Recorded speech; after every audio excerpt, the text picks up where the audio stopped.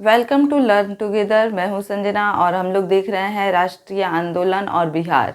तो चलिए आगे देखते हैं इसके क्रम में। तो सबसे पहले हम लोग यहाँ पर देखेंगे किसान सभा को। किसान सभा को देखते हैं यहाँ पर। तो किसान सभा को जब हम लोग यहाँ पर देखेंगे तो ये चीज़ पाएंगे कि कहाँ पर, मुंगेर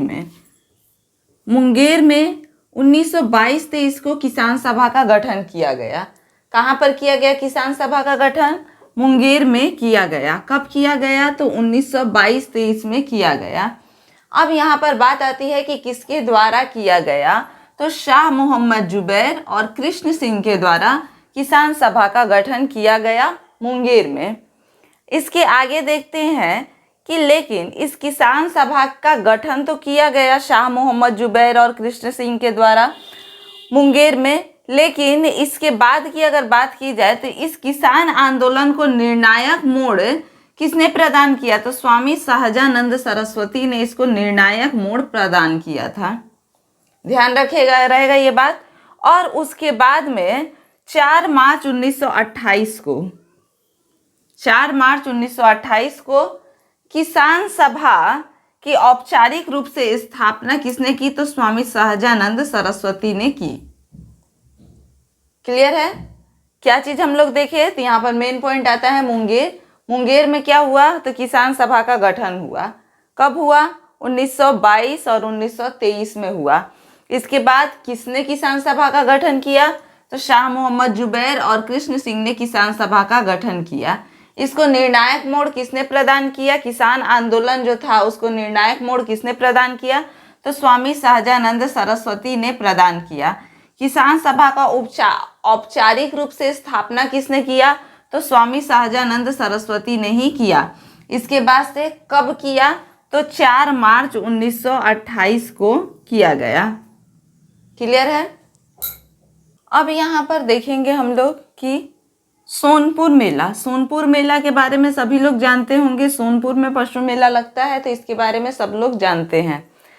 तो यहाँ पर देखेंगे कि सोनपुर में क्या हुआ कि नवंबर 1929 में, कब? तो नवंबर 1929 में सोनपुर में प्रांतीय किसान सभा का विधिवत स्थापना किया गया। प्रांतीय किसान सभा की विधिवत स्थापना जो है वो नवंबर 1929 में की गई और इसके प्रथम अध्यक्ष जो थे वो स्वामी सहजानंद बने। प्रथम अध्यक्ष कौन बने? स्वामी सहजानंद बने। यहाँ पर तो सोनपुर मेला में देखेंगे तो सोनपुर मेला में नवंबर 1929 में प्रांतीय किसान सभा की विधिवत स्थापना की गई और इसके जो प्रथम अध्यक्ष थे वो कौन बने? तो स्वामी सहजानंद इसके प्रथम अध्यक्ष बने। इसी वर्ष देखा जाए, इसी वर्ष का अर्थात 1929 में, इसी वर्ष 1929 में सरदार वल्लभ भाई पटेल ने बिहार की यात्रा की। कहाँ की यात्रा की? तो इन्होंने बिहार की यात्रा की और उसके बाद से देखा जाए तो इन्होंने किसानों में चेतना जगाने का कार्य किया। तो किसानों में चेतना जगाने का कार्य किसने किया? तो सरदार वल्लभ भाई पटेल ने किया और इन्होंने बिहार में क्या की? आकर के यहाँ पर यात्रा की और किसानों में चेतना जगाने का कार्य किया। और ये कार्य इन्होंने कब किया? तो 1929 में किया। 1932 में, तो 1932 में यानी कि कब? तो सितंबर 1932 में। कब? तो सितंबर में। तो सितंबर 1932 में यूनाइटेड पॉलिटिकल पार्टी की स्थापना होती है। और इसके आगे हम लोग आते हैं 1936 में। तो यहाँ देखेंगे 1936 को, तो 1936 में अखिल भारतीय किसान सभा का गठन किया जाता है जिसके अध्यक्ष स्वामी सहजानंद सरस्वती को बनाया गया और इसके महासचिव जो थे वो प्रोफेसर एनजी रंगा थे। क्या चीज देखे हम लोग? 1932 में। कब? तो सितंबर में। तो सितंबर 1932 में यूनाइटेड पॉलिटिकल पार्टी की स्थापना होती है और 1936 में अखिल भारतीय किसान सभा का गठन होता है जिसके अध्यक्ष स्वामी सहजानंद सरस्वती और महासचिव प्रोफेसर एनजी रंगा को बनाया गया। अब देख रहे हैं हम लोग मजदूर आंदोलन को। तो यहाँ देखते हैं मजदूर आंदोलन में बात करें 1919 की। कब की बात करें? 1919 की बात करें तो 1919 में कब? तो दिसंबर 1919 में। 1919 में कब? तो दिसंबर 1919 में जमालपुर में मजदूरों का हड़ताल हुआ। जमालपुर में क्या हुआ? मजदूरों का हड़ताल हुआ। ये कब हुआ? दिसंबर 1919 में हुआ। इसके बाद 1920 में एस.एन. हलदर और व्योमकेश चक्रवर्ती, इनके नेतृत्व में जमशेदपुर वर्कर्स एसोसिएशन की स्थापना की गई। किसकी स्थापना की गई? तो जमशेदपुर वर्कर्स एसोसिएशन की स्थापना की गई। किसके नेतृत्व में? तो एस.एन. हलदर और व्योमकेश चक्रवर्ती के नेतृत्व में 1920 में इसकी स्थापना की गई। इसके बाद अगर देखा जाए तो 1929 में कहाँ पर? तो झरिया में। झरिया जो कि अभी वर्तमान झारखंड में पड़ता है। तो 1929 में झरिया में क्या किया गया? अखिल भारतीय ट्रेड यूनियन कांग्रेस का अधिवेशन हुआ, जिसमें पंडित जवाहरलाल नेहरू को अगले 7 साल के लिए अध्यक्ष नियुक्त किया गया। इन सब के बावजूद भी अगर देखा जाए तो इन सब के बावजूद जो किसान आंदोलन था उसका प्रभाव सीमित रहा। उसका लक्ष्य केवल मजदूरों की तत्कालीन मांगों को स्वीकार करना था और उसकी सुविधाओं को बनाए रखना था। बस इतना ही चाहते थे ये लोग। इसका लक्ष्य जो था वो क्या था कि ये आंदोलन केवल मजदूरों के तत्कालीन मांग को पूरा करना ही इनका लक्ष्य था। इससे ज़्यादा इसका लक्ष्य नहीं था, इसलिए इसका प्रभाव जो था वो सीमित रहा। यहाँ देखते हैं 1928 को। कब? तो 1928 में। तो 1928 में सुभाष चंद्र बोस ने जमशेदपुर, जो कि अभी वर्तमान झारखंड में है, वहाँ पर मजदूर हड़ताल को समाप्त करने और मजदूरों और प्रबंधकों के बीच समझौता कराने में महत्वपूर्ण भूमिका निभाई थी। किसने? तो सुभाष चंद्र बोस ने। कहाँ पर? तो जमशेदपुर, जो कि वर्तमान झारखंड में है, वहाँ पर। कब? तो 1928 में मजदूर हड़ताल समाप्त करने और मजदूरों और प्रबंधकों के बीच में समझौता कराने में महत्वपूर्ण भूमिका निभाई थी। इसके आगे अगर हम लोग देखें तो गांधी जी और राजेंद्र प्रसाद, कौन कौन? गांधी जी और राजेंद्र प्रसाद की बात करें तो इन दोनों ने क्या किया? कभी कभार यानी कभी कभी किसी मौके पर मजदूर समर्थन में महत्वपूर्ण भूमिका निभाई थी इन लोगों ने। तो गांधी जी और राजेंद्र प्रसाद ने कभी कभी और सुभाष चंद्र बोस ने हमेशा इनका क्या किया था कि साथ दिया था। अब यहाँ पर देख रहे हैं हम लोग बिहार सोशलिस्ट पार्टी को। कौन सी पार्टी? तो Bihar socialist party. Bihar socialist party को यहाँ पर हम लोग देख रहे हैं। तो सबसे पहले हम लोग जानेंगे कि बिहार सोशलिस्ट पार्टी नामक जो संगठन था, इसकी स्थापना किसने की थी? बिहार सोशलिस्ट पार्टी नामक जो संगठन था, इसकी स्थापना किसने की थी? तो इसकी स्थापना गंगा शरण सिन्हा, रामवृक्ष बेनीपुरी और रामानंद मिश्रा ने की थी। 3 लोगों ने मिलकर के की थी। किसने? गंगा शरण सिन्हा, रामवृक्ष बेनीपुरी और रामानंद ने इसकी स्थापना की थी। इसके आगे अगर देखा जाए तो इसकी स्थापना तो हो गई कि बिहार सोशलिस्ट पार्टी नामक जो संगठन था उसकी स्थापना 3 लोगों ने मिलकर के की थी। उसके बाद में 1934 में पटना में अंजुमन इस्लामिक हॉल में, कहाँ पर? तो अंजुमन इस्लामिक हॉल में इसकी औपचारिक स्थापना की गई। यानी स्थापना तो पहले से हो चुकी है, लेकिन अब एक औपचारिकता पूर्वक स्थापना की गई। तो औपचारिकता पूर्वक स्थापना में अगर कहें हम लोग तो ये कब हुआ था? तो 1934 में। कहाँ पर? तो पटना में हुआ था। कहाँ? तो अंजुमन इस्लामिक हॉल में औपचारिक स्थापना इसकी की गई, जिसके अध्यक्ष नरेंद्र देव बने थे। जिसके अध्यक्ष नरेंद्र देव और सचिव इसके बने थे जयप्रकाश नारायण। अध्यक्ष थे नरेंद्र देव और सचिव थे जयप्रकाश नारायण। अन्य सदस्यों की बात करें तो यहाँ पर रामवृक्ष बेनीपुरी, गंगा शरण सिंह, ये लोग तो मौजूद थे ही। इसके साथ में योगेंद्र शुक्ल, अब्दुल बारी, कर्पूरी ठाकुर और बसावन सिंह, ये लोग इसमें महत्वपूर्ण थे। कौन कौन थे? तो रामवृक्ष बेनीपुरी या गंगा शरण सिन्हा, ये लोग स्थापना के समय भी हैं। उसके बाद हम लोग देखेंगे कि योगेंद्र शुक्ल, अब्दुल बारी, कर्पूरी ठाकुर और बसावन सिंह इसके अन्य सदस्यों में प्रमुख थे। आगे अगर देखा जाए तो बिहार सोशलिस्ट पार्टी का जो तालमेल है ये कांग्रेस सोशलिस्ट पार्टी के साथ में रहा। किसके साथ में रहा? तो कांग्रेस सोशलिस्ट पार्टी के साथ में इसका तालमेल रहा।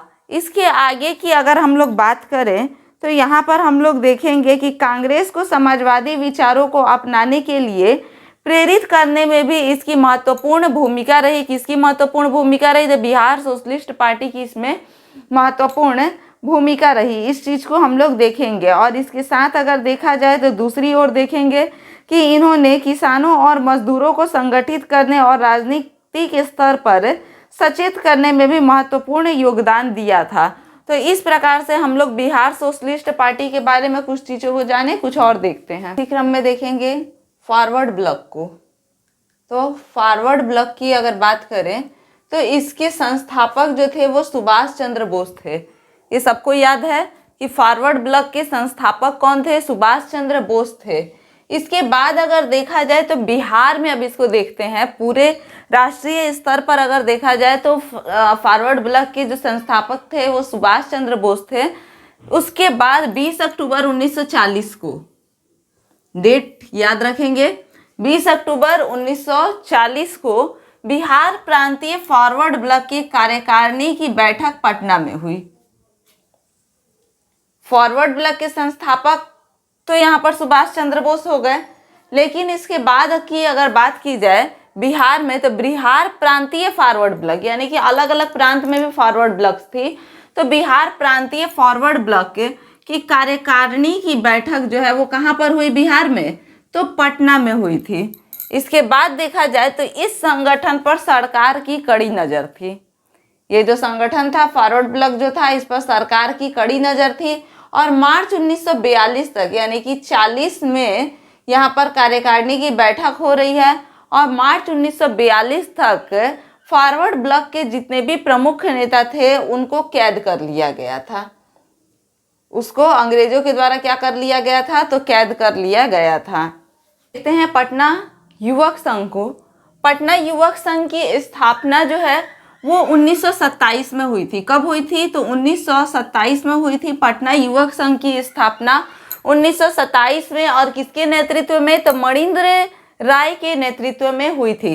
पटना युवक संघ की स्थापना 1927 में मणिंद्र नाथ के नेतृत्व में हुई थी। और इसके बाद देखा जाए तो ये किस लिए था? पटना युवक संघ आखिर किस लिए था?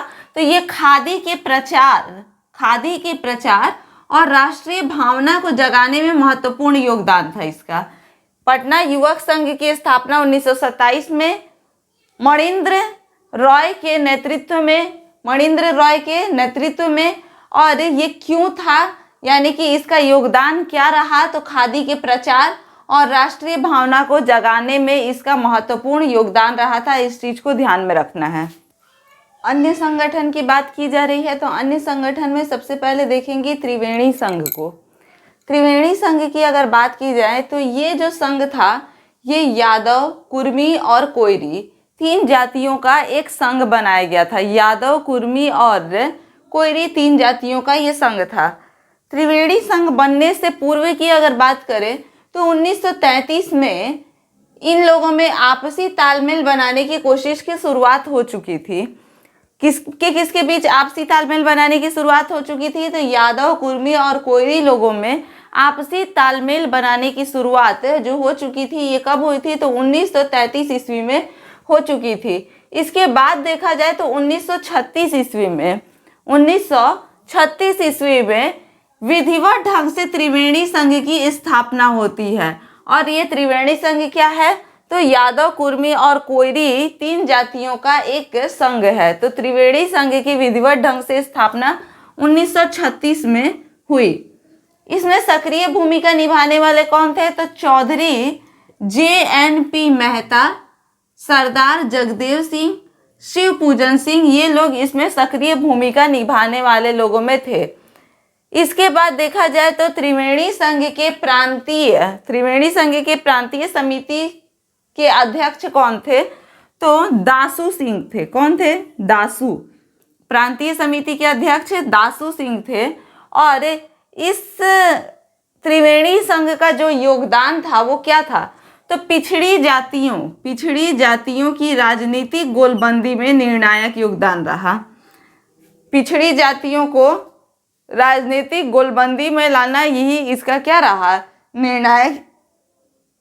पिछड़ी जातियों को राजनीतिक गोलबंदी में लाना ही इसका निर्णायक योगदान रहा। तो यहाँ पर इस चीज को हम लोग देखेंगे। तो क्या हम लोग देखें कि त्रिवेणी संघ जो है तो ये यादव, कुर्मी और कोयरी 3 जातियों का संघ 1936 में इसे विधिवत ढंग से क्या किया गया, इस संघ की स्थापना की गई। और सक्रिय भूमिका निभाने वालों में अगर बात की जाए तो चौधरी JNP मेहता, सरदार जगदेव सिंह और शिवपूजन सिंह रहे। इसके प्रांतीय समिति के अध्यक्ष दासू सिंह थे और इसका योगदान क्या रहा, तो पिछड़ी जातियों की राजनीतिक गोलबंदी में निर्णायक योगदान इसका रहा है। इसी में मुस्लिम समाज को देखेंगे तो मुस्लिम समाज को देखते हैं कि ये क्या था। तो पिछड़ी जातियों में राजनीतिक चेतना अब जाग रही है। मुस्लिम समाज में भी पिछड़ी जातियों में अब राजनीतिक चेतना जागने लगी। खास करके बुनकर समुदाय जो था वो क्या हो गया था, बुनकर समुदाय जो था वो इसमें ज़्यादा सक्रिय था, जिसे अंसारी या मोमीन कहा जाता था। जिन्हें अंसारी या मोमीन कहा जाता था बुनकर समुदाय थे। तो ये लोग अब क्या हो गए, ज़्यादा सक्रिय हो गए थे मुस्लिम समाज में। इससे पहले की अगर बात की जाए तो इससे पहले मुसलमानों का अभिजात वर्ग मुख्यतः जमींदार राजनीतिक गतिविधियों में रुचि लेते रहे थे। यानी कि इससे पहले मुसलमानों में जो उच्च वर्ग था, मुख्यतः जो जमींदारी वर्ग के लोग थे, वही लोग राजनीति में हस्तक्षेप किया करते थे। लेकिन अब यहाँ पर पिछड़ी जातियों यानी कि मुस्लिमों में भी जो पिछड़ी जातियाँ हैं वो राजनीतिक चेतना में आने लगी और खास करके बुनकर समुदाय के ये लोग थे। इसके बाद देखा जाए तो इसी क्रम में हसन इमाम ने एक ही वर्ष में कांग्रेस और मुस्लिम लीग दोनों की अध्यक्षता का दायित्व भी संभाला। हसन इमाम ने एक ही वर्ष में कांग्रेस की भी अध्यक्षता की और मुस्लिम लीग की भी अध्यक्षता की और ये दोनों ये चीज़ें एक ही साथ में कर पाए थे। इसके साथ देखा जाए तो एक और पार्टी थी जो कि इन सब में सक्रिय थी, तो ये था बिहार इंडिपेंडेंट मुस्लिम पार्टी, जो कि 1930 में सक्रिय हुई थी। और इसमें जो प्रमुख थे ये कौन थे, यूनुस थे, मोहम्मद यूनुस थे। प्रमुख इसके कौन थे, तो मोहम्मद यूनुस जो थे वो इसके प्रमुख थे। तो मुस्लिम समाज में यहाँ पर देखा जाए तो बिहार में मुस्लिम समाज का कोई खास दबदबा नहीं रहा था। और यहाँ पर अगर हम लोग बात करते हैं बिहार में, तो बिहार में देखा जाए तो 1937 में जो चुनाव हुआ था, इस चुनाव में एक विभाजन रेखा स्पष्ट हो चुकी थी कि बिहार में मुस्लिम लीग को विशेष कोई सफलता नहीं मिली थी। और यहाँ पर देखा जाए तो मोहम्मद यूनुस के दल ने आरक्षित मुसलमान संस्थानों पर सर्वाधिक जीत प्राप्त कर विधायिका में दूसरे बड़े दल की हैसियत प्राप्त कर ली थी। तो इस प्रकार से यहाँ पर देखा जाएगा। और आगे हम लोग देखते हैं कि यहाँ बिहार में श्री कृष्ण सिंह के नेतृत्व में सरकार बनाने के लिए उन्हें बुलाया गया, लेकिन श्री कृष्ण सिंह जो थे वो सरकार नहीं बनाई। क्यों नहीं बनाई, क्योंकि यहाँ के जो गवर्नर थे वो इस चीज़ के लिए स्पष्ट नहीं थे कि वो फिर इसमें हस्तक्षेप नहीं करेंगे। तो इसलिए इस प्रकार से श्री कृष्ण सिंह ने क्या किया, सरकार नहीं बनाया और मुसलमानों का सरकार यहाँ पर बना। देखते हैं मुस्लिम लीग को। तो यहाँ पर मुस्लिम लीग की अगर बात की जाए तो हम लोग बिहार में देख रहे हैं, तो बिहार में मुस्लिम लीग को देखेंगे तो यहाँ मोहम्मद अली जिन्ना ने 1937 में बिहार भ्रमण कर लीग के लिए सदस्यता अभियान छेड़ा। जैसे कि यहाँ पर देखा गया कि मुस्लिम लीग को कोई खास सफलता नहीं मिली थी 1937 के चुनाव में, तो इसीलिए अली जिन्ना ने 1937 में बिहार भ्रमण कर लीग के लिए सदस्यता अभियान छेड़ा और इस प्रकार से मुस्लिम लीग को बहुत ही अधिक लोकप्रियता मिली, यानी लोकप्रियता में अद्भुत वृद्धि हुई। मुस्लिम लीग की लोकप्रियता में अद्भुत वृद्धि हुई कब, तो जब अली जिन्ना ने बिहार में भ्रमण किया तब, उसके बाद। लेकिन फिर भी मुसलमान जो बुनकर समुदाय था, जैसे कि हम लोगों ने कहा कि अंसारी या फिर मोमीन समुदाय के जो लोग थे वो लोग कांग्रेस के साथ थे। बुनकर समुदाय किसके साथ था, तो कांग्रेस के साथ था। तो यहाँ पर देखा जाएगा कि बुनकर समुदाय कांग्रेस के साथ था, यानी कि मुस्लिम लीग को मुस्लिम बुनकरों का साथ प्राप्त नहीं हुआ, ये कांग्रेस के साथ में था।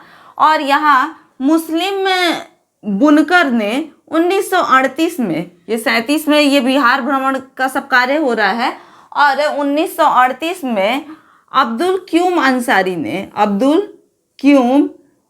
अंसारी ने मोमीन कांग्रेस की स्थापना की। यानी कि अब एक ये क्या कर रहे हैं कि मुस्लिम कांग्रेस यानी कि मोमीन कांग्रेस की ये स्थापना कर रहे हैं। तो इस प्रकार से बुनकरों का जो सहयोग था वो मुस्लिम लीग को प्राप्त नहीं हो पाया था।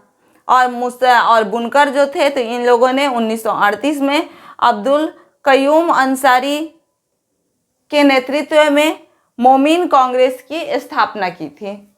आदिवासी महासभा को देखेंगे, यहाँ पर हम लोग देख रहे हैं किसको, तो आदिवासी महासभा को। तो आदिवासी महासभा की बात की जाए तो इसकी स्थापना 1938 में हुई। कब हुई? 1938 में हुई। और इसके अध्यक्ष जो थे वो थियोडोर सुरीन थे। कौन थे? थियोडोर सुरीन थे। इसके अध्यक्ष थे थियोडोर सुरीन। और यहाँ पर देखा जाए तो कालांतर में सबसे प्रभावशाली नेता इसका राम जयपाल सिंह थे। आदिवासी महासभा का गठन 1938 में अध्यक्ष थियोडोर सुरीन थे, और कालांतर में इसका सबसे प्रभावशाली नेता कौन हुआ था? राम जयपाल सिंह इसका सबसे प्रभावशाली नेता हुआ था। तो इस बार आप लोगों ने चैनल को सब्सक्राइब नहीं किया है तो चैनल को सब्सक्राइब कीजिए, वीडियो को लाइक कीजिए और ज़्यादा से ज़्यादा इसे शेयर कीजिए। धन्यवाद।